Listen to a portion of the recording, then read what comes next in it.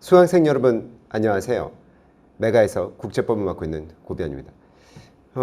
시험을 이제 보시게 됐고, 그렇죠? 이 국제법에 대한 내용이 이제 나왔는데, 문제 자체의 총평을 드리면 매우 어렵습니다.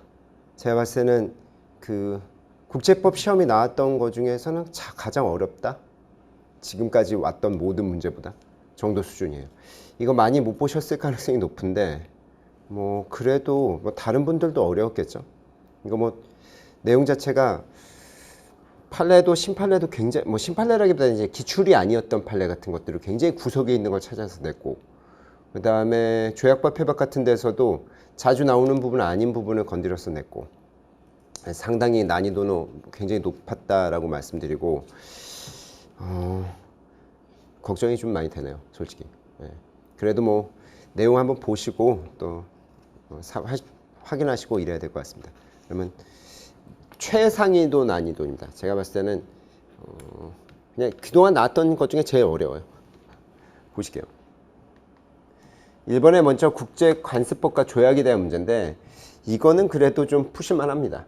국제법의 연원으로 간주되는 국제사법재판소의 규정 31조 1항에 대한 이건 순서는 조약과 국제관습법 사이에 상하 위계 관계가 없다. 이건 말씀드렸던 거고, 그 다음에 기존의 국제관습법에서 강행규범으로 구체화되는 경우에 이에 위배되는 조약은 당연무효죠. 당연무효입니다.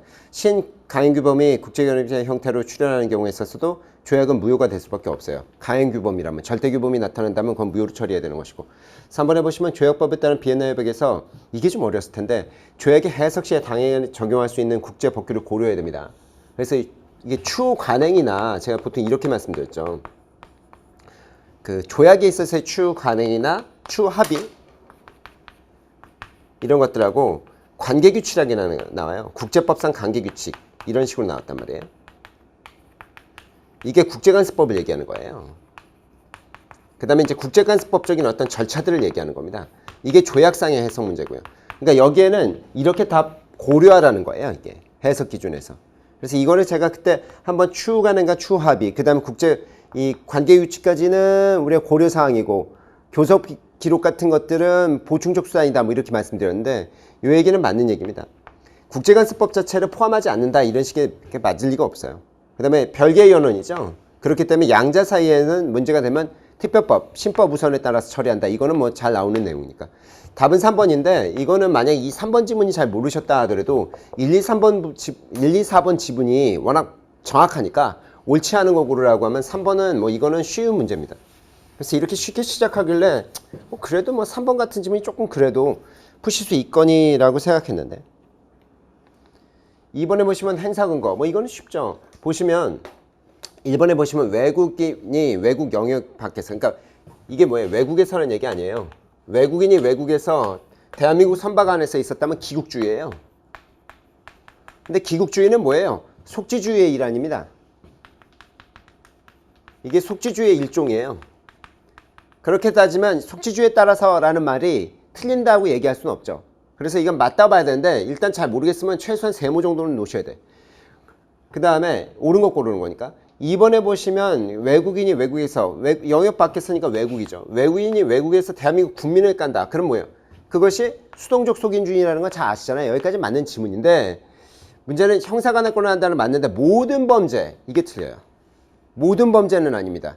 특히 이제 여기 보시면 국내법에 적용해서라는 표현이 나와요. 그렇기 때문에 형법을 적용하라는 얘기인데, 왜냐면 형사관할권이니까. 형법 6조에서, 우리 형법 6조에서 뭐라고 얘기하냐면, 이렇게 해서 수동적 속인주의를 적용하려면 그 행위지의 법률로서도 범죄해야 된다. 그게 무슨 얘기냐면 그 외국에서도, 그 해당 외국에서도 그걸 범죄로 보고 있어야 돼요. 그렇기 때문에 모든 범죄라고 하면 안 됩니다. 그러니까 우리나라에서는 도박이 뭐예요? 범죄 아니겠습니까? 그래서 도박이 범죄이기 때문에 우리나라가 밖에 나가서 제가 도박을 하면 그건 범죄가 된다 말씀드렸잖아요. 그게 뭐예요? 능동적 속인주의잖아. 근데 만약에 필리핀이나 제가 라스베가스나 무슨 마카오 이런 거 갔더니 그 사람들이 나한테 도박을 권유한단 말이야. 그러면 우리나라에서는 도박 방조죄란 말이에요. 근데 그 사람들 나라 그 라스베가스나 마카오에서는 그게 불법이 아니라고. 우리나라에서는 도박을 권하는 게 불법이지만 그곳에서는 도박을 권하는 게 불법이 아니지. 그렇기 때문에 그 사람에게 형사관할권을 사용할 수가 없게 된단 말이에요. 그래서 이 모든 범죄라는 부분이 틀려요. 이건 조금 이 지문이 진짜 어렵습니다. 보통 우리가 이렇게 하면 수동적 속인주의라는 것까지 아시기 때문에 이거를 어떻다? 옳다고 생각하실 건데 이 부분 때문에 틀린단 말이에요. 그 다음 외국인이 외국에서 통화에 관한 죄 뭐예요? 이건 보편주의가 아니라 보호주의고 국가보호주의를 얘기하는 거예요. 우리 형법에서도 5조에 나옵니다. 이게. 그 다음에 외국인이 외국에서 말이죠. 대한민국 영역 안에 있는 뭐 집단 살해 같은 거 저지르면 대체로 이걸 어떻게 된다? 이거는 이제 보호주의라기보다는 보편주의에 가까운 거예요. 그러니까 이건 뒤바뀌어 있는 거고 답은 1번 이렇게 되는데 기국주의라는 게 속지주의 일환이기 때문에 맞출 수 있을 텐데 2번에 아마 손이 가셨을 가능성이 좀 높아. 제가 봤을 땐. 그게 좀 안타까운데 아마도 그런 일이 없었으면 하는 바람입니다만 다음 거 보실게요. 3번 보실게요. 이거 이제 주권면제 얘기하는 거 아니에요. 국가면. 요건 조금 쉽게 나왔더라고요. 그래도 많이 봤었던 거라 맞출 수 있지 않을까 싶은 생각이 있는데 보실게요. 옳지 않은 거. 국가는 해당 국가가 체결한 국제협정에 의해서만 타국의 어떤 재판관권의 행사에 동의를 표시할 수 있다. 원래 이제 주권면제나 이런 것들은 국가면제는 누가 포기하는 거예요? 국가가 포기할 수 있는 거지. 국가가 어떻게 명시적으로 포기하는 거예요. 이렇게 된단 말이야.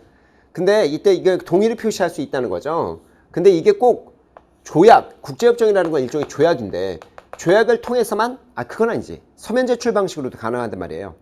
그래서 이거는 조약을 통해서만 이라는 이 만 때문에 약간 이상하단 말이에요. 내버려두고 만약에 못 맞춰도. 근데 이거는 아시잖아. 이거는 뭡니까? 개인의 채용이나 갱신이나 복직에 대해서는 임금에 대해서는 주권면제를 원용할 수 없지만 이건 주권면제를 원용할 수 있다고 말씀드렸죠. 원래 고용이라든지 부동산이라든지 아니면 상업거래라든지 뭐 이런 것들 있죠. 손해배상 같은 것들 이런 것들은 어떻게 된다고 했어요? 이런 거는 주권면제를 주장할 수 없다고 얘기했잖아요. 주권면제 협약에서 이거 10조에서부터 18조까지 안 되는 걸 얘기한단 말이야. 근데 그 고용에 관련한 건 임금에 대한 거라고만 제가 설명드렸었잖아. 그래서 복직이나 이런 것들의 문제에 됐을 때는 주권면제가 적용될 수 있다고 말씀드렸단 말이야. 그러니까 여기는 이건 맞는 지문이라는 걸 여러분이 아실 수 있고 국가원수나 특권에 면제를 저해하지 않아요. 이거야 뭐 한번 말씀드린 적도 있고 기본적으로 이거는 그럴 거 아니에요. 이거 외교 특권 문제들이 있는데 이거 뭐 주권 문제하고 무슨 큰 문제가 있겠어. 그 다음에 국가 개념에는 주권적 권한을 부여받은 모든 국가 공무원들 다 포함하는 거라고 말씀드렸잖아. 하급 공무원까지. 뭐 주나 지방자치단체 같은 건 당연한 거고 하급 공무원까지 싹 다 포함하는 거예요. 뭐 구급 공무원까지 싹 다 포함하는 거야. 심지어 안 되면 공기업 같은 경우도 포함할 수도 있단 말이에요. 개인 자격이 아니라면. 그러면 이거는 제가 봤을 때는 1번, 2번 사이에서 헷갈리실 수는 있어. 하지만 3번, 4번을 고르시면 안 돼. 근데 이거는 뭐 이것도 들은 바가 있으니까 1번이라는 걸 충분히 맞출 수 있지 않을까. 근데 동의를 표시할 수 있다 이것만 보시고 자꾸 이 부분을 놓치게 되면 이 뒷부분은 맞거든. 근데 여기 국제협정에 의해서만 이거 부분에 이제 놓치게 되면 좀 아쉽게 되는 거죠. 근데 이거는 그래도 가능하지 않았을까. 주권면제나 뭐 이런 거 좀 많이 봤으니까. 4번. 국제기구에 대한 얘기입니다. 옳지 않은 것. 국제법위원회 ILC에 대해서 국제기구에 대한 책임 초안이라는 게 보통 우리가 국가 책임 초안은 진짜 많이 봤는데 국제기구에 대한 책임 초안에 대해서는 제대로 잘 안 본 부분은 있어요. 그래서 이 부분이 좀 약할 수가 있을 텐데 국제기구라는 게 회원으로서 국가 이외의 다른 실체를 포함할 수 있다. 그렇겠지. 국가 이외의 다른 실체가 국제기구겠지. 그렇잖아요. 국가 아니고가 국제기구지. 그렇죠? 그래서 이 부분에서 근데 이제 말 자체가 너무 처음 보는 거라 좀 찜찜하실 수 있을 거야. 그렇죠? 국제기구라는 것은 국가 이외의 다른 실체다 이 표현인데 그러면 그렇게 얘기하면 좋은데 포함할 수 있다 그러니까 막 개인을 포함한다는 건가 뭔가 이런 생각이 든단 말이에요. 저도 그런 느낌이 들더라고. 그래서 저도 이거 문제 풀 때 오늘 문제 풀어봤는데 이게 뭘까 맞는 것 같기도 하면 알쏭달쏭하더라고요. 근데 그 다음에 certain expenses of United Nation, 그러니까 국제연합에 대한 비용 문제라는 판례가 있다는 거예요. 근데 저는 예전에 한번 본 적이 있었는 것 같은데 기억이 안 나더라고. 이게 뭐야? 라고 들으라고. 그래서 예전에 한번 본 것 같은 이게 뭐야? 그러니까 국제연합이 어떤 돈 문제가 있다는 거 아니에요? 그래서 이 사례에서 유엔의 목적을 달성하는 데 필요한 권한은 묵시적 권한의 이론에 의해서 인정되지 않나요? 제가 이거 설명 전혀 안 들었지. 좀 찝찝하더라고. 어쨌든 묵시적 권한을 인정한다? 근데 요건 또 뭘까? 이렇게 생각하면 의문스럽잖아요? 그럼 내부도 묻자는 거죠. 내부도 보고. 답은 2번이었지만 어쨌든 ILC에서 국제기구의 책임 초안에 대해서 이걸 배상 책임을 지는 방법에 대해서 이거는 원상회복이나 금전이나 만족 같은 건 당연히 되는 거 아니야 이거잖아. 원상회복 원칙인데 안 되면 이걸로 넘어가야 된다고 했잖아. 이 만족이라는 게 사제고 그렇죠? 그 다음에 유엔은 그 목적 달성에서 필요한 특권이나 면제에 대해서 각 영역 내에서 향유하는 건 당연한 거 아니겠습니까? 회원국 내에서. 그러니까 이거는 맞다면 이거가 찝찝해야 된단 말이죠. 근데 이거에서 느낌상 이거는 국제기구가 다른 거로 근데 이걸 개인으로 인식하는 순간 이게 이제 이걸 찍고 계신 사태가 벌어지지. 근데 이걸 잘 모르니까. 근데 답은 이거예요. 이게 뭐냐면 이게 1992년에 콩고라는 나라가 상태가 안 좋아가지고 유엔 평화유지군이 갔단 말이에요. 근데 유엔 평화유지군은 헌장상 근거가 없어. 명시 근거가 없단 말이야. 명시 근거가. 예, 그래서 이제 14조나 이런 거를 유추하는데 이 장면에서 명시 근거가 없으니까 여기다 돈을 낼 수 있겠냐는 거야. 콩고에 여기가 갔는데 이걸 돈을 줄 수 있겠냐. 비용을 낼 수 있겠냐 유엔이. 그랬더니 ICJ한테 물어봐요. 권고적 의견을 물어봤거든. 어떻게 했으면 좋겠냐고 했더니 이거 안보리가 보낼 수 있는 거지 라고 얘기해요. 그러면서 어떻다? 아니 돈 줄 수 있는 거는 뭔 상관이냐. 목적 달성을 위한 거라면 명시 규정이 없다 하더라도 묵시적으로 다 권한이 있는 거 아니야? 라는 판례를 만들고 요 판례가 어디까지 연결이 되냐면 코소보 평화유지군 때도 나와요. 코소보 평화유지 때도 여기 오폭 사건이 있었는데 이거 배상금 어디서 줘야 되냐 뭐 이런 얘기들 막 나오고 그랬단 말이야.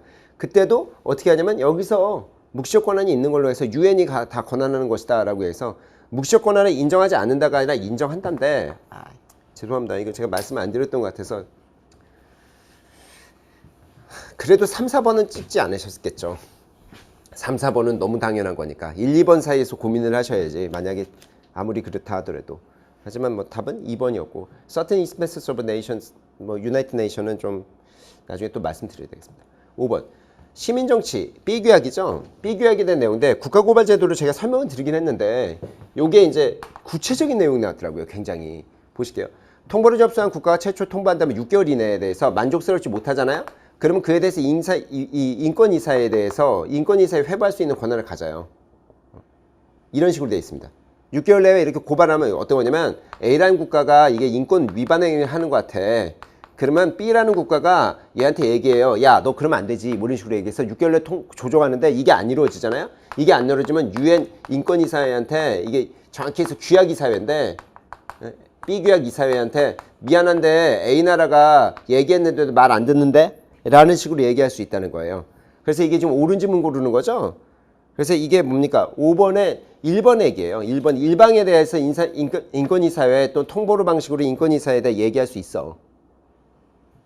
근데 2번에 보시면 인권이사회 회부된 문제에 대해서 만족스럽게 타결되지 못하는 경우에 있어서 인권이사회까지 갔는데도 해결이 잘 안 되는 거야. 그러면 여기서 지금 중재재판을 할 수 있다는 식으로 나와요. 구속력이 있는. 안 됩니다. 조정밖에 안 돼요.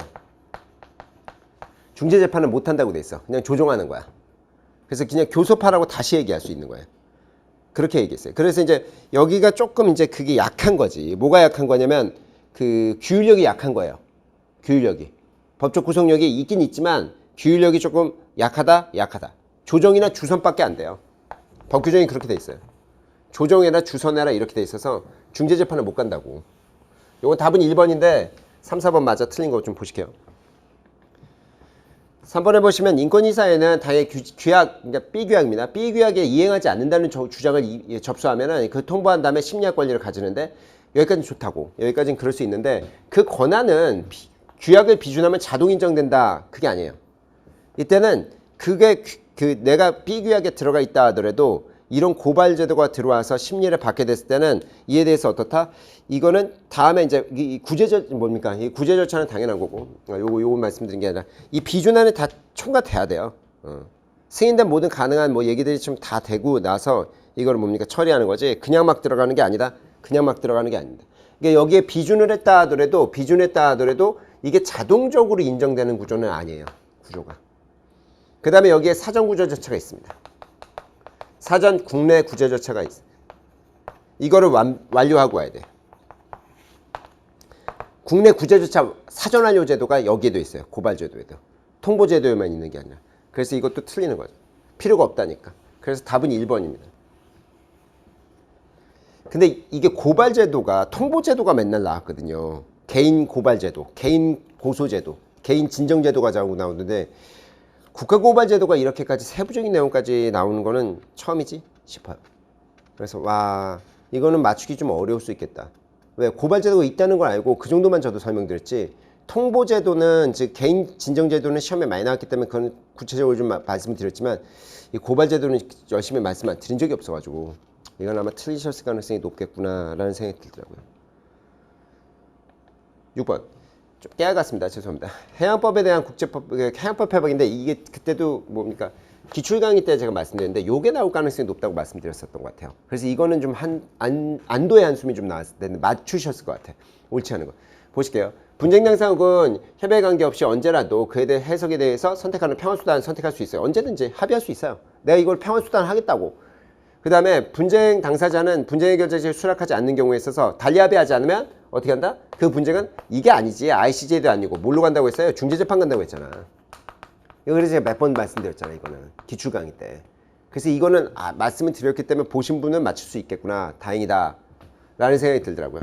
나머지 볼 필요도 없죠. 대한국가, 인접국가는 경계협정 같은 것들 뭐예요? 강제조차 배경을 선호할 수 있어요. 난 이거 그러니까 경계협정 같은 데는 강제조차 난 못 가겠어. 이건 조정으로만 갑시다. 이렇게 얘기할 수 있는 것이고 생물자원 같은 거, EEZ 생물자원 같은 거, 주권적 관리 같은 것들 그 강제조차 회부에 대한 수락할 수 있는 의무를 지지는 않습니다. 이에 대해서도. 이에 대해서 강제조차 안 들어가도 돼요. 적용 배제가 있는 거지. 그래서 요거는 그때도 말씀드린 바가 있어서 좀 어려워도 앞으로 아마 이쪽은 해양법 해박은 이게 나올 것 같았다고 말씀드렸는데 기출 강의 때 그게 나와서 다행인데 그 다음 문제는 저도 못 맞추겠더라고요. 나 이거 뭐 어떻게 맞춰? 7번에 보시면 이게 시카고 해박입니다. 국제 민간항공. 와 이건 뭐 저희 교재도 그냥 간단히 써놨지 이거를 1944 이렇게 나오나? 그래서 옳은 거 고르라는 거 옳지 않은 것도 아니고 보실게요. 부정기 항공기라는 것은 정기 그러니까 날짜를 딱딱 정해서 왔다 갔다 하는 게 아니라 어쩔 때 한번 갔다가 안 갔다 뭐 이런 거예요. 정기 항공이라는 건 무슨 뭐 우리가 매일 뭐 언제 딱딱 정해서 이제 뭐 터키 같은 데로 간다 그러면 매일 정해져 있고 미국도 매일같이 정해져 있고 일본도 매일 정해져 있고 이런 데는 보호를 받는데 이 부정기 항공기도 보호를 받느냐 했더니 예 받습니다. 그래서 반드시 사전 허가를 받아가지고 이래야 되느냐? 아니 그럴 필요 없습니다. 미리 다 모든 비행기라고 해놨어요. 그러니까 군용 비행기 같은 건 이거 적용 안 받고 어차피 모든 민간항공기에 대해서는 사전 허가 같은 게 없어도 그냥 날아가가지고 어떻게 한다? 그 관제탑에서 허락만 받으면 내려갈 수 있는 거죠. 사전 허가를 꼭 받아야 되느냐? 아니 그럴 필요까지는 없다. 이런 얘기가 나옵니다. 그래서 뭐 다른 목적이 아닌 이상 괜찮다. 민간항공기 같으면. 그 다음에 2번에 보시면 어떤 체계국의 항공기 이런 특별 협정 뭐 이런 조건을 따르지 아니하고는 그렇죠. 여기는 이제 기타 방법 이런 걸로 따르지 않고는 착륙하면 안 돼요. 착륙하면 안 되죠. 착륙하면 안 됩니다. 이런 경우는. 그러니까 비행기는 저기 관제탑에 허락받고 내려가야지. 아니 일본은 뭐야 선생님. 따를 조건으로 영역 내를 비행기를 날아다닐 수 있다고. 근데 착륙하려면 허가를 받아야 된다는 거지. 근데 요거는 옳은 것 같은데 문제는 이걸 전혀 모르겠고 체계국의 민간 항공기는 조난으로부터 영공을 침해했을 때 구호 조치를 부담하지 않는다. 이런 거는 몰라도 당연히 X야. 몰라도 당연히 X라고. 그 다음에 협약이나 이런 것들에 대해서 뭐다 체계국이라는 의견이 일치하지 않으면 이 조정위원회의 의사를 하는 게 아니라 이사회에 일단 알리고요. 이사회에서 안 되면 ICJ 갑니다. 근데 요거는 나와 있어요. 저희 책에도. 그러니까 요거는 틀린 거지. 그래서 답은 2번인데 이건 저도 나 이걸 찍고 틀렸던 것 같아요. 문제 풀다가 난 1번이 아닌가 싶어서 1, 2번 중에 그러니까 3, 4번은 아닌 거 확실한데 부정기 항공이 이게 날아다닐 수 있나? 난 이게 너무 의문이더라고요. 근데 선생님 틀리면 어떻게 해 그러지만 뭐 저도 틀릴 수밖에 없지. 모르겠더라고. 그래서 야 이렇게까지 구체적으로 나오면 좀 힘들겠구나. 근데 1번, 2번도 말이 되는 것 같고 1번도 말이 되는 것 같아서 정말 힘들더라고요. 좀 아쉽기도 하고 끝나고 나면 그렇잖아요. 결과론적으로 좀 같이 봤으면 좋았을 걸. 뭐 이런 참, 많이 외곽에서 내더라고요. 그래서 이런 것도 내는구나. 8번 형사관할권에 대한 얘기입니다. 보시면 범죄 용의자에 대해서 기소 의무 같은 것들 조약들 준보편관할권 같은 효과를 가져올 수 있겠죠. 뭐 그거야 뭐 쉬운 얘기고 어터니 저너럴 오브 가버먼트 오브 이스라엘과 이제 아이만이라는 거예요. 아이만이라는 사람을 잡아왔거든. 아르헨티나에서. 얘가 독일 전범이거든. 아이만 얘기는 제가 써놨어요. 그래서 전범이죠. 유태인 피해에 대해서 보호주의적 성질을 갖는다. 뭐 그렇게 얘기할 수 있죠. 왜냐면 그 자기네 나라 사람들을 죽였으니까 그거에 대해서 어떻다 혼을 내주겠다는 차원이니까. 보편주의라기보다는 보호주의적 관점이죠. 이스라엘이 잡은 거니까. 물론 뭐 이제 여기서 이제 강제 납치 스타일이라서 이제 아르헨티나랑 외교 분쟁은 있었지만, 그래서 이것도 아는 거라서 가능한데, 이건 모르겠더라고요. 이건 처음 보는 것 같은데, 이 뭐냐면 벨기에 사건이라고 하는데, 이 바코노비치 벨기에 사건이라는 게 속지주의 간의 건과 속인주의 간의 건이 충돌하는 경우 속인주의가 1차적이다라는 얘기하는데, 솔직히 모르겠는데 대부분요 속지주의와 속인주의가 붙으면 속지주의가 원칙입니다. 나라마다 조금씩 다르지만 속인주의가 1차적인 나라는 그건 재량이지만 일반적으로 속지주의와 속인주의가 접치죠. 그러면 둘 중에 하나 선택해야 된다면 어느 쪽을 선택하는 편이다? 속지주의예요.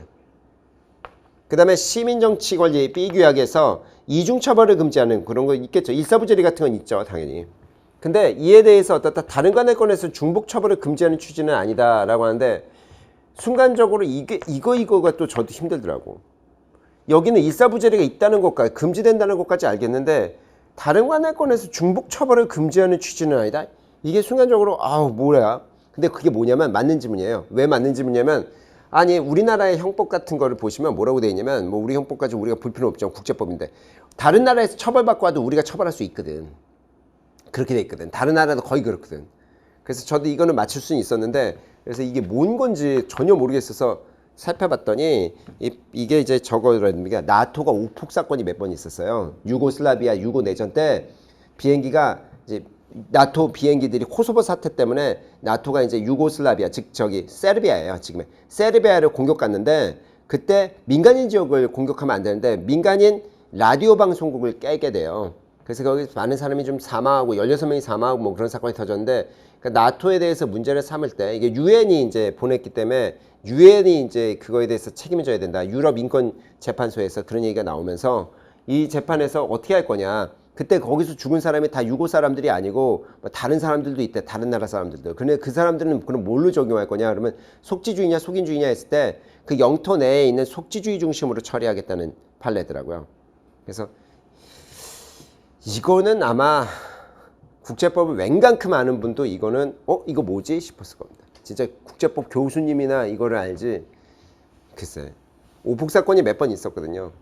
가장 그 오폭 사건에서 그러니까 가장 유명했던 거는 이제 중국 대사관 오폭 사건인데 그게 아니라 이런 민간인 지역에 오폭 사건이 있었는지는 저도 모르겠더라고요. 근데 요거는 맞추긴 했습니다. 저는. 왜냐면 이제 나머지 지문이 다 맞으니까. 그래서 제가 올려드릴 거에 뭐 대충 써놨으니까 뭐 정확히는 못 썼어요. 시간이 막 바빠가지고. 근데 내용을 좀 보시면 좀 도움이 되실 수 있다. 9번 보실게요. 외교적 보호권 요거는 맞출 수 있지 않나 그랬는데 판례들이 빡세더라고요. 옳은 것 갑시다. 외교적 보호 초안에서는 복수국가에 대해서 국적국 간의 외교 보호권을 배제한다. 규정하였다. 뭘 배제해? 이런 것들 가능하다고 그랬잖아요. 이중국적자 같은 경우들은 상호간에 서로 뭡니까? 외교적 보호권 사용할 수 있다고 그게 제일 중요하다고 뭐 얘기 드렸으니까 이건 당연히 X인 걸 뭐 이건 보도 뭐 당연한 거고 이게 판례가 또 이게 뭐 시크릿 사건이 이게 뭐야? 그렇죠. 국적 계속의 원칙이라는 건데 국적 계속의 원칙은 국제관습법의 중요 원칙이다? 이런 얘기가 나오니까 슬쩍 이해는 잘 못하겠더라고요. 근데 국적 계속의 원칙이라는 게 청구 시까지 국적을 유지해야 된다는 거 아니에요? 사건 시부터. 근데 그런 게 과연 국제관습법일까?는 좀 의문스러워. 국제관습법을 쉽게 그렇게 구성시키진 않거든 잘. 그래서 어쨌든 이걸 내비두고. 그 다음에 여기 보시면 이제 아바나 아더 멕시칸 뭐 내셔널스 이렇게 사건이라는 게 있다는데 이 국가의 권리와 개인의 권리가 상호 의존적인 특별한 사정에서 그러니까 이런 걸 모르면 이런 걸 알고 싶어 하면 안 돼. 왜? 이런 걸 어떻게 알아 우리가? 그럼 그 나머지 내용을 봐야 돼. 그래서 이렇게 하면 가능성이 있을까? 이게 헷갈리는 거지. 그럼 나머지 걸 봐야 되는데 국가의 권리와 개인의 권리가 상호 의존적인 특별관계에서 뭐 대체로 다 이렇잖아요. 국가의 권리와 개인의 권리가 보통 특별한 관계에 있는 거잖아. 국내구제 완료의 의무는 적용되지 않는다라는 거죠. 그러면 이제 국내구제 완료 자체가 기본적으로 어떻다는 거예요? 먼저 적용이 끝나야 그 다음에 국가의 권리 같은 게 들어올 수 있다는 거잖아요. 원칙이. 그렇다면 이게 적용이 될 가능성이 높다? 이런 식으로 이제 공부해 놓은 사람들은 상상할 수 있다는 거죠. 그죠? 그 다음에 이제 4번을 보시면 무국적자의 경우에 있어서는 외교적 복권을 행사할 수 없다. 아니잖아. 있잖아. 난민하고 무국적자는 기본적으로 이게 가능하잖아요. 그죠? 그래서 여기서 저는 틀리게 되는데 저는 또 틀렸어? 저는 3번 찍었어. 왜? 국가의 권리와 개인의 권리가 상호 의존적이라는 건 특별한 관계가 있다는 건 서로 중첩된다는 것 같은데 그렇다면 보통 이제 이 개인의 권리가 이렇게 같이 되면 개인통보제도도 그렇고 이런 것들 보면 사전구제 절차를 먼저 완비한 상태, 완료가 돼야 그 다음에 들어온단 말이야. 그래서 이게 구제 절차 완료의 의무가 적용되지 않는다가 맞다는 생각을 난 못하겠더라고. 그래서 이 둘 중에 이거는 3번이 틀리겠구나. 그럼 2번이겠구나. 그랬더니 전혀 다르더라고요. 이게 틀립니다. 국적계속의 원칙이라는 것 자체가 이게 국제간섭법적으로 아직 만들어진 바가 아니랍니다. 그래서 이게 아니고 그 다음에 그럼 이건 뭐야? 그러면 국가의 권리와 개인의 권리가 따블이 될 때 개인의 권리가 먼저 처리가 된 다음에 국가 권리가 들어가는 건다. 뭐 저는 이렇게 생각했더니 그렇다고 볼 거야 아니라 만일에 이제 그렇다는 거죠. 중첩적이라면 그러니까 국가도 피해를 봤다라고 생각해야 된다는 거예요.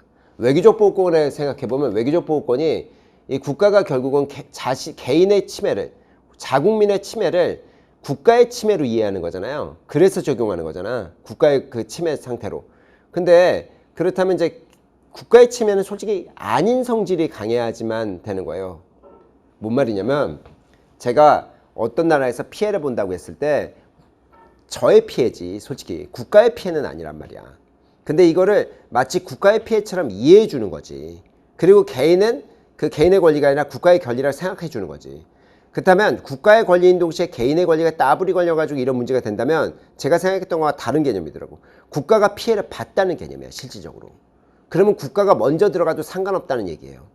그래서 이게 적용이 된다가 돼. 그러니까 적용되지 않고 이게 적용되지 않고 막바로 국가가 먼저 뭔가를 액션을 들어갈 수 있다 이 지문이더라고요. 그래서 두 개씩 꼭 헷갈리더라고요. 그래서 어렵구나. 답은 3번입니다. 그 다음에 10번이죠? 그렇죠. 자유권에 대한 얘기입니다. 요건 좀 노멀합니다. 쉬워요. 안전보장이 사회가 침략국에 대해서 경제제 같은 취하더라도 영토 지배당하고 있으면 자유권은 계속되고 있다. 이건 뭐 몇 번 늘 아시는 거고. 자유권이라는 그 고유 권리죠. 피칭국이나 명식 요청이나 허가가 없어도 제3국이 이거 노노노. 이게 집단적 자유권이라는 것 자체가 고유권이라는 것이 맞지만 어떻게 동의 없이 사전 동의 없이 어떻게 피칭국의 동의 없이 제3국이 들어갑니까? 이건 안 되는 거잖아. 바로 2번이지. 자유권의 비례성 원칙 같은 것도 적용돼야 된다. 이런 건 너무 뭡니까? 최초 방식이나 이 대응 방식 간의 대칭을 의미하는 건 아니라는 거지. 비례성 원칙이. 이게 사용하는 방식에 대해서 얘기하는 거고. 그 다음에 밀리터리 니카라구아 사건이죠. 니카라구아 사건에서 뭐예요? 국제간섭법에서 보완되어야 된다. 이런 얘기가 나왔잖아요. 답은 2번입니다. 이거야 더 설명드릴 필요가 없어요. 이거는 딱 맞출 수가 있다. 딱 맞출 수가 있습니다. 그 다음에 11번. 11번도 조약법 패박이라서 조약법 패박은 그래도 우리가 좀 많이 봤기 때문에 나쁘진 않았던 보실게요.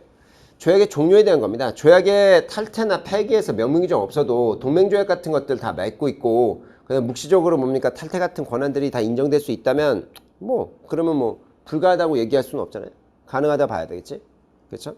그 다음에 이건 맞는 질문이지. 그래서 명문규정이 여기에 어떤 다자조약이 없다도 이런 것들 때문에 있다면 성격상 폐기할 수 있다면 상관이 없다라고 봐야 되고 양자조약에서 중대한 조약 위반, 실질적 위반이죠. 중대 위반이죠. 이렇게 나오면 어떻게 된다는 거야? 타방 조약의 종료를 주장할 수 없으며 조약은 자동적으로 종료된다? 아니지. 중대한 뭐예요 이게 옳지 않은 거죠. 이게 조약이 자동적으로 종료된다고 얘기할 수는 없지. 이해되세요? 어떻게 자동적으로 종료됩니까? 이거는 일부 정지 사유 같은 거나 종료 사유가 될 수 있어요. 근데 여기 보시면 이 종료의 주장을 할 수 없다니 주장하는 거고 자동 정지된다기보다는 종료를 주장해가지고 처리하는 거지. 실질 위반 같으면. 그래서 일방에 의해서 하는 방식이라 하더라도 주장을 할 수 없으면 안 되고 주장하는 거고 답은 그래서 2번이죠. 사정 변경 같은 것들은 급격히 변화가 되니까 종료될 수 있고요. 근데 국경은 안 되는 거지. 국경은 적용할 수 없다. 이건 뭐 잘 아시는 거고. 영구적으로 소멸했다거나 파괴되면 종료시킬 수밖에 없죠. 뭐 없는 걸 어떻게 해. 후발적 불능하냐. 그래서 이거는 뭐 매우 쉽다. 11번은 우리 여기 요번 시험 문제 중에 가장 쉽지 않나? 이렇게 생각이 들더라고요. 말이 좀 길어서 그렇지. 12. 같습니다. 같에 대한 설명으로 옳은 것은 그렇습니다. 체결국의 수입품에 대해서 각자 양해수보다 낮은 세율을 부과하는 건 위반이다. 아니지. 높은 세율을 하는 게 위반이지. 더 낮으면 뭔 상관이에요. 더 낮으면 낮을수록 좋은 거예요. 관세를 낮추라는 제도 아니야. 가트가. 그러니까 낮으면 요게 틀린 거지. 그래서 옳은 거 고르는 거니까 지금. 반덤핑이나 관세, 상계관세 가능하죠? 가능해요. 이걸 어떻게 했어요? 다자무역협정 같은 걸로 빼놨잖아. 그러니까 이게 관세 양호 범위에 포함된다? 아니지. 이건 딱 별도로 빼놨잖아. 이게 관세 어떻게 이게 뭐야? 비장벽 관세, 비관세 장벽이잖아 이게 구조가. 그러니까 관세 양호하고는 의무화에서 범위하고는 좀 벗어나 있는 거죠.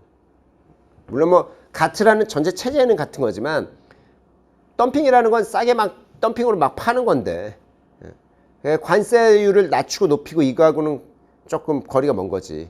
그러니까 이건 포함된다고 하면 안 되고. 수입 쿼터 설정은 금지되죠. 수출 쿼터는 가능하다고? 아니지. 이것도 뭡니까? 수입 쿼터나 수출 쿼터나 아니면 그 밖의 것들도 다 금하는 게 원칙이지. 그죠? 수량 제한은 원칙적으로 안 하는 게 금지인데 수량 제한을 할 수 있는 예외들은 존재하는 거지만 원칙적으로 허용된다? 원칙적으로 허용된다고 볼 수 없죠. 근데 일시적인 과잉 상태 같은 게 발생했을 때 이걸 제거하기 위해서 어떻다 농수산물 같은 제한 같은 거 허용된다? 네. 국제 수지 문제나 이런 것들 때문에 가능하잖아. 이것도 아마 공부를 하셨기 때문에 이건 맞출 수 있을 텐데 다행이다.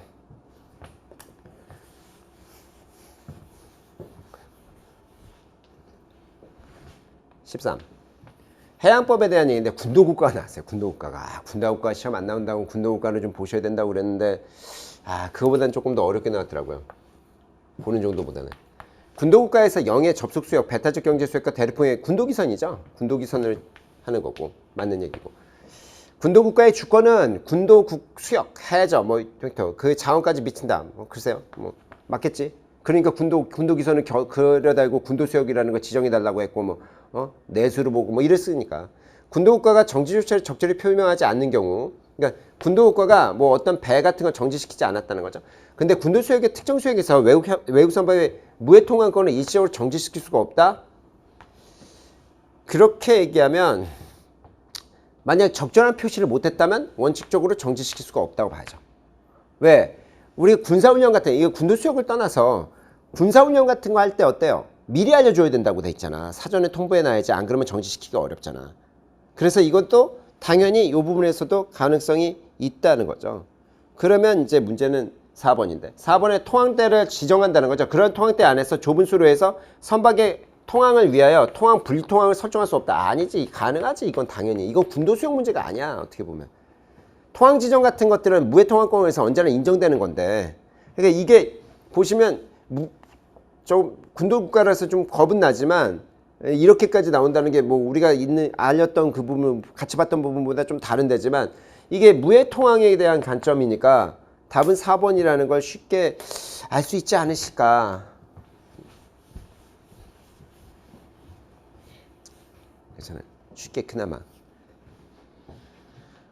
뭐 이걸 맞출 수 있으실까.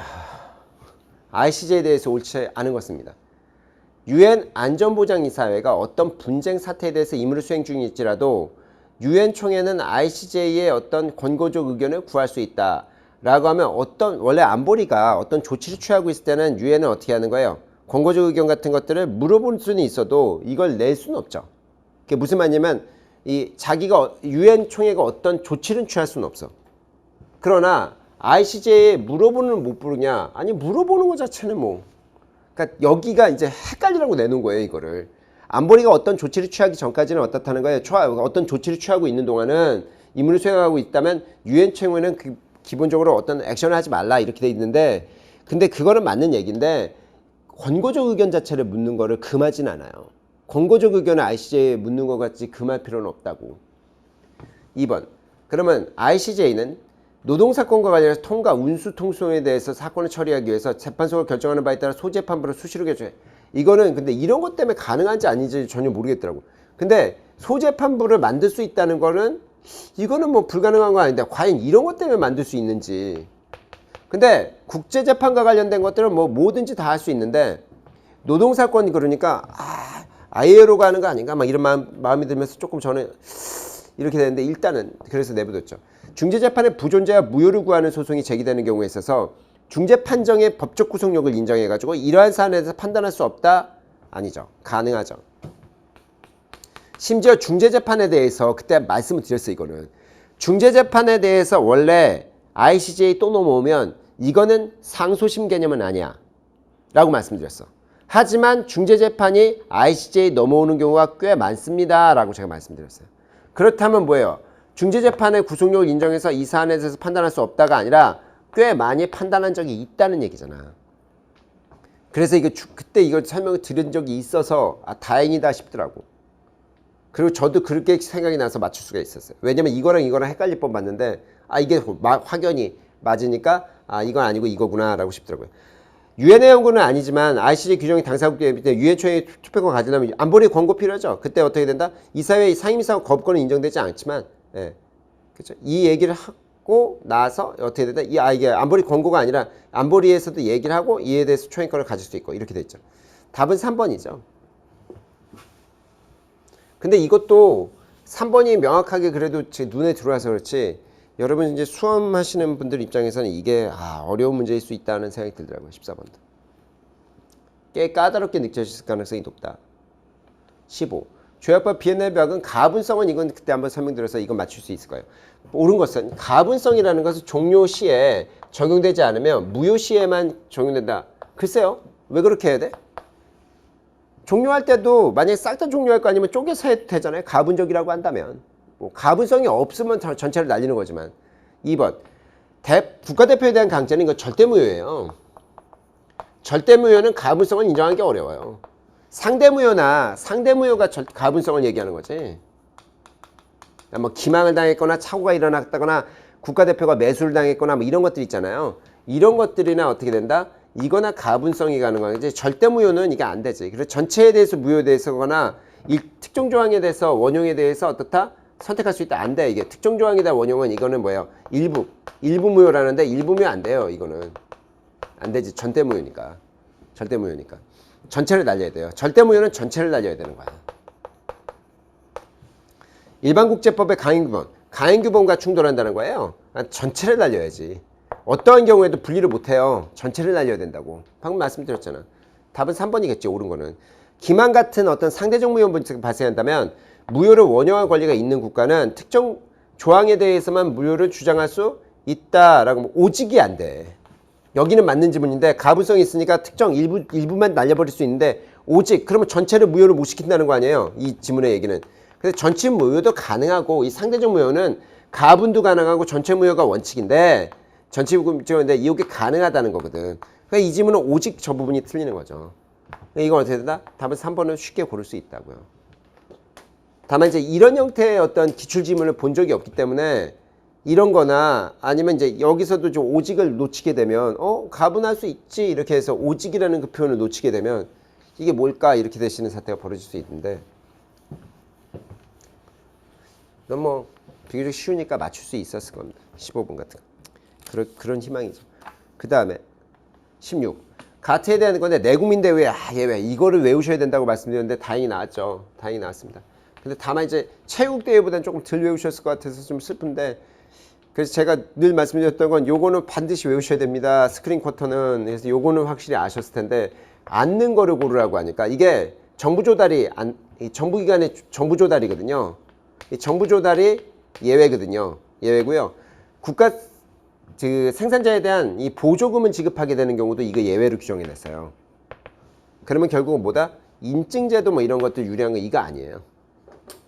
그래서 우리 내국민 대회에 대한 예외 같은 것들도 봐두셨던 걸 텐데 글쎄 요게 체육 대회는 제가 열심히 말씀드렸는데 내국민 대회를 스크린 쿼터만 너무 강조했고 기출이 그랬기 때문에 그 나머지 정부 조달이나 아니면 뭐예요 국내 생산업자에 대한 보조금 지급이나 이게 우리 교재는 잘 나와 있는데 그다음에 이제 일반 예외나 그다음에 국가안보 예외나 그다음에 뭐예요? 회원국들에 대한 어떤 의무 면제 이렇게 돼 있는 거거든요. 그래서 요걸 보셨어야 될 텐데 하면서 아쉬운 마음이 있지만 맞추셨겠죠, 이거는. 제가 꼭 외워두셨으면 좋겠다고 했으니까. 보통 경제법 쪽이 어려운데 요번엔 경제법이 아니라 다른 데가 너무 어려워가지고 17. ICC도 생각보다 빡세게 나왔더라고요. 정말 저는 ICC 보면 이거는 근데 저는 맞추긴 했는데 와 이걸 보실게요. 개인의 형사처벌 이거는 거의 ICC의 뭐 조직이나 이런 걸 물어본 것도 아니고 이 범죄 뭐 제노사이드니 무슨 뭐예요 그 뭐 인류에 반하는 범죄니 뭐 이런 것도 있잖아요. 침략 범죄니 뭐 전쟁 범죄 이게 아니라 좀 인도 범죄니 이게 아니라 좀 묘하게 나왔더라고요. 그래서 이거는 뭐 그냥 국제법이 아니라 형법 문제 아니야 싶어서 보실게요. 공동 목적을 가지고 활동하는 집단이 범죄를 하려는 의도를 가지고 같이 하는 고의적으로 뭐 고의적이라고 한다면 뭐예요? 오케이 실행책수에 고의적으로 기여했다. 그러면 이건 뭐예요? 고의범죄니까 가능하겠죠. 이건 처벌하겠지. 즉 형사 책임을 지는 경우가 아닌 것이니까 처벌하지 않는 걸 고르라는 거예요. 이건 처벌하겠지. 근데 실질적 조치에 의해서 범죄 실행이 착수했지만 범죄 목적을 완전히 또는 자발적으로 포기해요. 자발적으로 포기해서 미수가 그쳤대요. 원래 미수범도 처벌합니다. 미수도 처벌해요. 그러니까 완성을 못 봤어도 처벌하고 기수 처벌하고 심지어 예비까지 처벌하는데 예비까지 처벌하거든. 이 규정이. 근데 이런 얘기를 하는 거야. 그래서 이게 중지미수라고 하는 거거든요. 형사법적으로는. 근데 원래 형사법적으로 국내법에서는 중지미수 처벌해요. 그래서 이게 뭘까 싶더라고요. 3번에 보시면 개인적으로 다른 사람이 형사 책임을 지는지 여부에 대해서 관계없이 다른 사람과 공동으로 했다. 이게 공동정범이에요. 공동정범 개념이거든요. 아 그러면 이거는 처벌되거든요. 공범관계 뭐 이런 거 처벌한다고 그랬거든. 범죄 실행을 용이케 하는 목적으로 이게 교사나 방조거든요. 아 이것도 처벌하거든요. 그러면 이건 맞고 이것도 맞다면 이 중지미수인데 그래서 찍긴 했는데 그 나중에 오늘 이거 끝나고 이거 이제 간단히 풀고 여러분 이제 해설하기 위해서 저도 이제 찾아보고 뭐 이랬는데 간단히 풀고 그냥 절 뭐 이게 확실하니까 그냥 2번 찍긴 했는데 중지미수를 처벌을 안 하더라고요. 중지미수를 처벌하지 않는다는 규정이 있더라고요. 그래서 이게 있어? 그러니까 ICC가 이거 어려운 거야 이 문제가. 왜냐면 저도 이거 찍은 거 아니에요? 찍어서 맞췄지. 지금까지 2개 날라갔는데 앞에서 벌써 2개 틀렸다고 그랬잖아. 찍어서 맞췄다고. 그래서 야 이거 중지미수인데 이게 형사 책임 안 진다고? 예외 규정이 있더라고요. 그래서 그래? 그래서 미수가 처벌한다는 건 내가 본 적이 있거든요. 같이 여러분들 할 때 미수 처벌한다는데 중지미수까지는 이렇게 꼼꼼히 읽지 않아가지고 그렇구만 라고 해서 이런 식의 문제가 나온다면 야 이건 까다롭다 라는 생각이 들더라고요. 18. 인권조항의 역외적용성입니다. 역외적용성이라는 게 뭐냐면 그 영역 바깥에까지 적용할 수 있겠냐라는 거예요. 그럼 여기 보실게요. 이것도 정말 까칠하던데 ICJ가 리갈 컨시퀀서스 뭐 팔레스타인 테리토리라는 이 점령 팔레스타인 지역에 대한 사례라는 거예요. 실효적으로 관할권을 행사하는 점령지에 대해서 자국이 당사국인 인권조약을 적용할 의무가 있다라고 얘기했다는 거죠. 근데 이런 것도 잘 모르시겠어도 인권조약은 웬간하면 가능하다 이렇게 생각하셔야 돼. 이게 뭐냐면 저렇게 했던 거예요. 이스라엘이 이 팔레스타인 지역에 점령해 놓고선 거기서 이제 테러 같은 게 나니까 벽을 쏴버렸어요. 벽을 쏴서 이쪽에서 못 넘어오게 만들었다고. 근데 그러면 사람들이 얼마나 불편한 거야. 뺑뺑 돌아가야 되고. 그러니까 이게 인권 침해적이지. 그리고 동네가 둘로 나눠져 버려. 이게 내가 살던 동네를 2개로 나눠버렸다고 얘들이. 그래서 이거 어떻게 볼 거냐 했더니 그건 인권조약적인 어떤 침해가 있기 때문에 그건 이스라엘이 잘못한 거다라는 판례를 만들어요. ICJ가. 이게 2006년인가 그렇죠? 아마 2010 아마 제 기억은 그럴 겁니다. 그래서 이게 2010년인가? 어쨌든 그래서 이에 대해서는 어떻게 하겠다? 이거는 말이 안 된다. 그래서 이거는 인권조약을 적용시켜줘야 된다. 이스라엘에 대해서도. 그래서 이스라엘이 잘못한 거다는 판례고요. 이번에 시민정치, 즉 B규약의 인권위원회가 있는데 책임져야 될 사항에서 실효적 통제에 있는 사람, 이런 사람들은 어떻게 된다? 하에 있는 사람이 영토 밖에 있다는 거죠. 그럼 규약 권리 같은 건 당연히 적용돼야지. 이런 경우라도. 보호돼야 되는 어떤 사람들이 존재한다는 거잖아요. 아니면 그 당사국의 권한이나 통제하에 있다는 건 이게 보호되는 사람이라고요. 당사국에 의해서. 그러면 당사국이 인권 조항에 들어와 있다는 거니까 인권을 지켜줘야지. 그러니까 이게 당사국이 우리나라면 우리나라 권한 안에 누군가 들어와 있대. 그럼 우리나라 사람 아니야? 아니 그게 아니라 만약 우리나라 안에 일본 사람이 들어와 있단 말이야. 많잖아. 중국 사람도 들어와 있고. 그 사람은 우리가 영토국 밖에 있던 만약 이런 통제하에 있는 사람이라 하더라도 영토국 밖에 있다 하더라도 규약상 적용해 줘야 된다는 거죠. 우리 통제하에 있다면. 우리 통제하에 있다면. 3번에 보시면 일반 국제법상 국가는 자국의 영토나 해외에서 권한을 행사할 인권을 존중할 의무를 당연히 갖지. 당연히 갖죠, 이거는. 그 다음에 그러한 어떤 권한에 대해서 개인의 국적 여부와 문제가 안 되죠. 다 보호해 줘야지. 그러면 여기 보시면 뭐 길게 나오는데 이게 몬테네그로잖아요, 벌써. 이 유고 쪽 어디에서 복잡스러운 거잖아. 보스니아 이쪽 동네. 근데 여기 보시면 제노사이드로 기소된 자가 재판에 해당 범죄의 본질상 모든 국가에서 재판이 가능하다라고 ICC가 보질 않았습니다. 보편주의는 아니야. 해적이 보편주의지 제노사이드에 대해서 보편주의를 적용할 거냐 말 거냐 했더니 그게 아니라 요거에 관할 거는 보호주의적 차원에서 갖는다고 했어요. 이거에 관할 거는 어떻다? 이게 보스니아 지역의 아르헨이란다. 크로아티아 사람들에 대한 학살 사건이었거든요. 세르비아 애들이. 근데 어떻게 해야 된다? 이 당사국에서 ICC에 관할 거는 그 해당 당사국들이 갖는 것이다. 라고 해서 이에 대해서는 어떻다? 보편주의가 아니라 보호주의적 관점에서 크로아티아가 문제를 삼거나 이렇게 돼야 되는 거죠. 답은 4번이에요. 근데 이것도 어렵더라고. 근데 1, 2, 3번이 내용이 있으니까 4번을 찍을 수는 있는데 4번에서 이게 보편주의가 아니라는 건가? 이게 전혀 좀 감이 안 오는데 1, 2, 3이 너무 확고하게 맞으니까 4번은 찍긴 찍었습니다. 그러니까 이게 하나씩이 좀 어렵더라고요. 확실히 이게 난도가 진짜 어렵구나 싶더라고요. 19. 외교특권에 대한 건데 인적 범위입니다.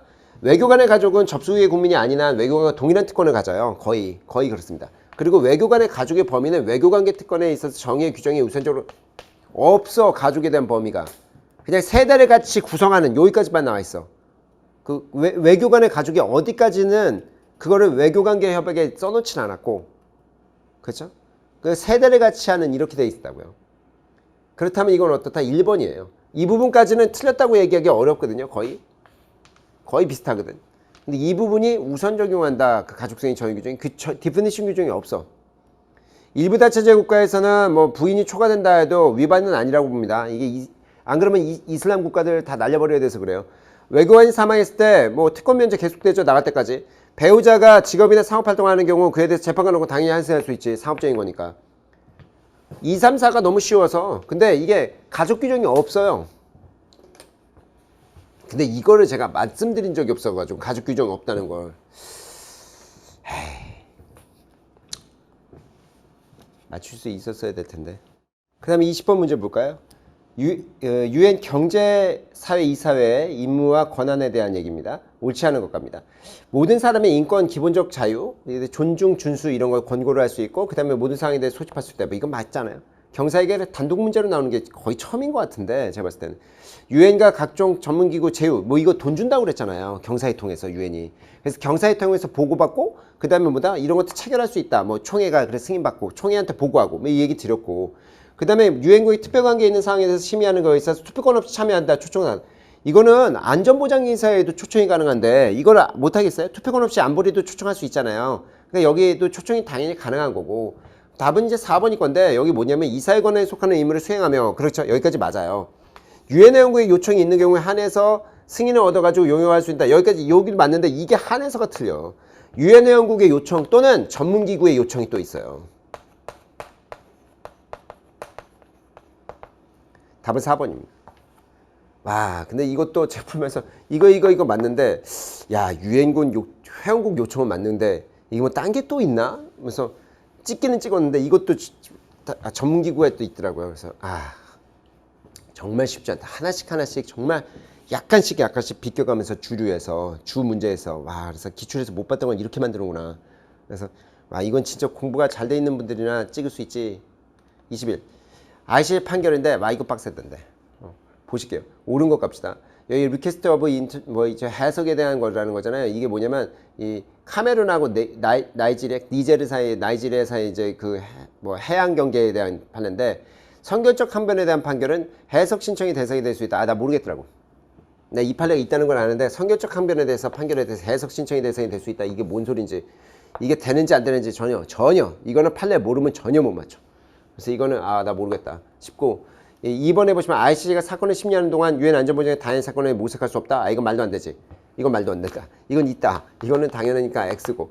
나그란드 사건이 나와서 이건 다행이다 싶더라고요. 최종 판결에만 지칭한다? 아니잖아. 잠정 결정이잖아 이게. 그래서 이것도 X구나 이렇게 생각했다고.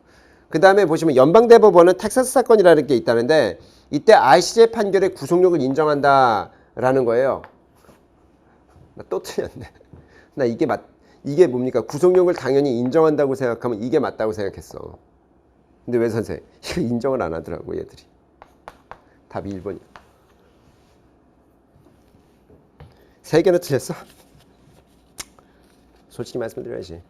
난 솔직히 얘기해서 미국이 저걸 저런 식으로 인정 안 할 줄은 상상 못했지. 그래서 보면서 이거 어렵구나. 2번, 3번은 당연한데 1번, 4번 중에 그래서 어떻다? 구속력을 인정한다 이거 찍었거든요. 왜냐면 이제 성경책 한번 읽어보니까 성경책 한번에 대한 해석 신청 대상이 되더라고요. 판례를 조금 더 여러분한테 말씀을 드려야 될 필요성이 있겠구나. 너무 기본적인 것만 말씀드렸구나 싶으면 좀 반성도 되고. 어쨌든 이건 1번이고 22. 조약법에 대한 비엔나 협약에 옳지 않은 거 갑시다. 조약 발효에 대해서 특별 합의가 없으면 어떻게 된다? 구속받게 되는 동의가 있다. 그러면 뭐 조약이 발효되는 걸로 봐야죠. 그렇죠? 이거는 뭐 당연한 얘기고 조약의 발효 이전에 어떤 행위에 대해서도 어떠한 경우에도 구속하지 않는다. 이건 아니잖아. 이건 너무 아닌 게 조약법 협약은 우리가 열심히 봐서 맞출 수 있었죠. 이게 세 문제나 나왔잖아요. 조약법 협약이. 당사국을 구속하지 않는다가 아니라 뭐예요? 이게 만약 착약해놨으면 그거를 어기는 대상과 목적을 어기는 어떠한 행동을 삼가야 된다고 얘기했잖아. 그래서 이게 뭐 삼가야 된다 이렇게 돼 있으니까 그 대상과 목적이 있는 것들 해야 하는 그런 침해하는 행동을 해서는 안 된다 이렇게 아직 발효되기 이전이라도. 그러니까 이건 답이 2번이라고요. 조약에 달리 규정하지 않는 한 탈퇴 뭐 이렇게 숫자 이하로 감소하더라도 종료되지 않는다는 건 몇 번 말씀드린 거고 조약에 합의하는 경우에 조약 발효 전이라도 잠정적으로 적용할 수 있다 뭐 이런 거 당연한 거고. 그러니까 이거는 뭐 솔직히 제가 더 설명드릴 필요 없고 이게 대상이나 목적이 해야 하는 어떤 행동을 발효 전에 하면 안 된다고 얘기했고 책했고. 그다음 23번에 이 해양법 협약 문제가 나오는데 옳지 않은 거. 연합국은 생물자원에 대한 보존에 대해서 무해타항권의 법령을 제정할 수 있다. 이거 뭐 이런 것들은 잘 몰라도 법 만들 수 있다는 건 말씀드렸잖아. 자기들에 대한 법 같은 것들은 뭐 상관없다고 말씀드렸으니까. 그 다음에 뭐야? 어뢰활동 같은 것들은 평화를 해치는 행위다? 그렇죠. 영해에서 왜 어뢰활동에 이게 무해통항 문제에서 이거 안 되는 거라고 말씀드렸고 너무 쉬운 거고. 핵물질이나 유독물질 같은 것들은 무해통항권을 행사할 수 있죠. 이거라도. 하지만 어떻다? 조심스럽게 해야 된다는 얘기니까. 4번에 보시면 무기를 사용하는 훈련 같은 거 할 때 일시적으로 정지시켜준데 즉시할 수 있다. 이게 아니지. 통보하고 해야지 하잖아. 이거는 뭐 너무 쉬운 문제죠. 정말 이렇게 어려운 문제들 보다가 바깥 21번 같은 거 보다가 이거 만나니까 마음 편하더라고요. 마음 편해서 그래도 뭐 하나 주는구나. 24번 WTO입니다. SPS 이게 이제 위생에 관한 건데 이렇게 단독 문제가 이런 식으로 해서 그냥 TBT 같은 거 봤는데 SPS가 나왔더라고요. 옳지 않은 거 보십시다. 위생검역 같은 데서 요건 절차뿐만 아니라 그렇죠. 이런 것까지 다 승인 절차가 다 풀어야겠지. 그 절차뿐만 아니라. 그 다음에 SPS 협정에서 기술장벽 협정 같은 거 충돌하는 경우 상호 배타적이다. 그게 무슨 얘기냐면 이게 두 가지가 따블이 걸릴 때 어떻게 할 거냐는 얘기죠. 그럼 뭐 둘 다 적용하는 거지. 배타적으로 적용하면 돼요. 둘 다. 뭔 상관이야? 라고 생각하는 거고 둘 다 맞게끔 적용하면 되는 거지. 수출국에 대해서 회원국에 대해서 수입 회원국의 위생물 유지가 달성했다는 것을 객관적으로 증명하는 경우에는 더 이상은 이걸 딴지를 걸면 안 돼요. 우리나라랑 좀 다르더라도 동등하게 다 해줘야지. 그게 뭐냐면 그때도 계속 말씀드렸지만 필리핀에서 뭐가 온단 말이야. 그럼 그 나라의 필리핀 또 얕보는 건 아니지만 뭐 우리보다 못 사니까 어쩔 수 없지. 그러면 걔네들의 이 위생 검역보다 우리가 훨씬 빡세단 말이에요. 더 높단 말이야 수준이. 걔네 거를 맞추는데 걔네께 국제 기준에만 맞다면 우리가 너무 지나칠 정도로 우리 기준을 강조할 필요가 없다는 게 이게 WTO 얘기지. SPS 조약에서. 근데 과학적 증거가 불충분한 경우에 있어서 회원국의 건강성을 위해서 잠정 조치를 취할 수 있어요. 사전 조치라고 해서. 그래서 이거는 사전 조치를 제가 말씀드린 적이 있거든. 그래서 이거 맞추셨겠다. 사전 조치를 말씀드린 적이 있어서. 사전주의 원칙은 있거든. 답은 4번입니다. 좀 반갑더라고요. 위에 지문은 잘 뭐야 그랬는데 이제 4번 지문에서 확고하게 만났으니까. 25 마지막입니다. 이거 어렵더라고. 환경법입니다. 옳지 않은 것. 가미노비치 사건에서 지속가능한 개발 이거 언급했어요. 국제간섭법적이라고 얘기하기 어렵지만 이게 언급이 됐다는 건 맞아. 저기서 국제관습법적이지 못하지만 언급이 됐다고 98년인가 97년에. 그 다음에 여기 이 니카라구아의 사건이라는데 월경 침해 위험에 존재하지 않는 경우에 사업을 실시하고 하지 않은 거는 국제 영향평가를 해야 되겠죠? 느낌이. 그래서 영향평가를 실시할 걸 요구하고 있다. 그래서 그럴 것 같더라고요. 난 잘 모르겠지만 그럴 거겠지. 근데 보세요. 그 다음에 아이언 레일 사건이라는 게 있는데 레일웨이 사건인데 중재재판부가 했다는데 예방방지 의무라는 것은 국제관습법적인 의미가 있느냐라는 거였을 때 와, 응? 근데 예방방지가 있다는 걸 알겠는데 이게 국제관습법인지는 잘 모르겠더라고. 그 다음에 트레일 이스멜트 사건은 너무 잘 알겠지만 외국에 피해를 주면 안 된다는 거 아니에요. 할 수 없다. 이건 너무 맞지. 또 2, 3번이더라고. 근데 이거는 2번이에요. 왜 그러냐면 저도 이걸 찍을래다가 다행히도 어떻다. 여기 보시면 월경 침해 피해가 존재하지 않다. 이 표현이 나와요. 피해가 있어야지, 위험성이 있어야지 뭡니까? 영향평가를 하는 거지. 위험성이 전혀 없대. 그러면 어떻게 돼? 지금 월경 침해 위험이 존재하지 않는 경우에도라는 게 말이 안 되잖아. 그래서 저도 겨우 맞았어. 그래서 답은 2번이죠. 이렇게 해서 다 풀어는 드렸는데 아닙니다. 여러분들이 얼마나 고통 속에서 푸셨을지는 상상이 가더라고요. 저의 어떤 좀 반성도 많이 했고 그래서 조금 더 여러분을 판례 같은 건 조금 더 열심히 말씀드릴 필요성이 있다. 그래서 특강 같은 거 하나 더 만들어야겠구나라는 생각과 조약법 그러니까 확실히 말씀을 같이 나눴던 부분은 여러분이 좋았을 거고 저랑 이제 저희가 이제 하여튼 조금 아쉬운 부분이 크더라고요. 저 자신에게. 하여튼 근데 여러분 고생하셨다는 말씀 드리고 근데 여러분한테 어려웠으면 다른 분한테 어려웠고 이 판례들이 다른 데서도 얘기가 잘 안 된 듯 판례들이에요. 완전 구석에 있는 판례들이라 그래서 이거는 뭐 일반적인 판례가 아니기 때문에 다들 좀 많이들 다 모든 어떤 수험생들도 다 힘들었을 겁니다. 근데 다만 뭐 저도 뭐 3개나 날라왔으니까 뭐 하여튼 고생들 하셨습니다. 제가 기본 강의 때 또 만나 뵙고 또 문제 풀이 때 조금 더 강화된 부분들이 필요하다라는 말씀 드립니다. 그러면 다음에 좋은 기회에 다시 만나 뵙도록 하겠습니다. 수고 많으셨습니다.